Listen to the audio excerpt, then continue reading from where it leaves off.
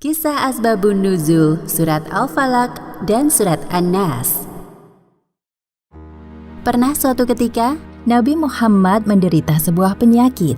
Beliau merasa seperti melakukan sesuatu, padahal sebenarnya tidak melakukannya. Hal tersebut terjadi selama beberapa kali dan mengganggu pikiran beliau. Rasulullah pun terus berdoa kepada Allah Subhanahu wa Ta'ala, minta disembuhkan. Kemudian, Allah Subhanahu wa Ta'ala menjawab doa beliau melalui kedatangan dua malaikat yang menyamar menjadi manusia.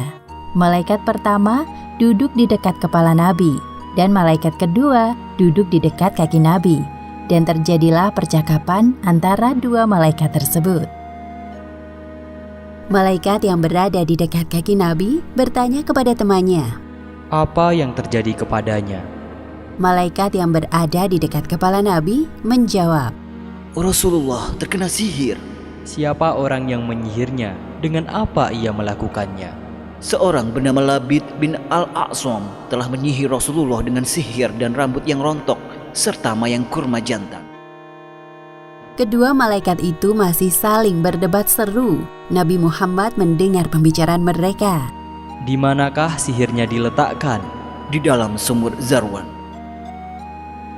Keesokan harinya, Rasulullah mengutus Amr bin Yasir dan beberapa orang sahabat untuk memeriksa sumur Zarwan.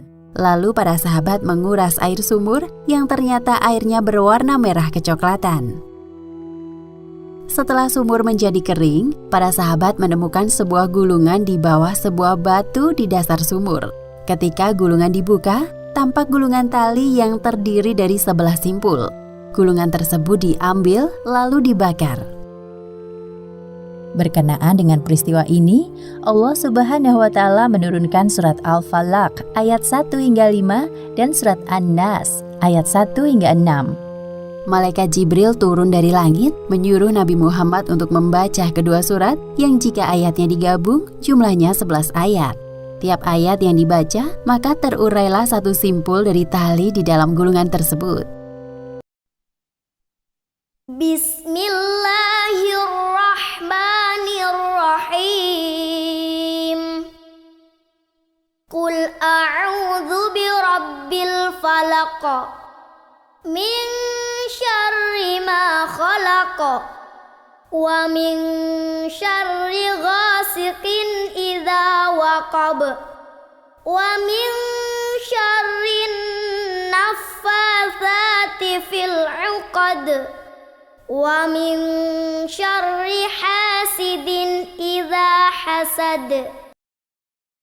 Yang artinya, katakanlah, aku berlindung kepada Tuhan yang menguasai subuh, dari kejahatan makhluknya, dan dari kejahatan malam apabila telah gelap gulita, dan dari kejahatan wanita-wanita tukang sihir yang menghembus pada buhul-buhul, dan dari kejahatan orang yang dengki apabila ia dengki.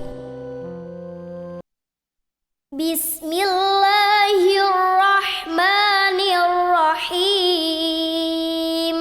Qul a'udzu birabbin nas, malikin nas, ilahin nas, min syarril waswasil khannas,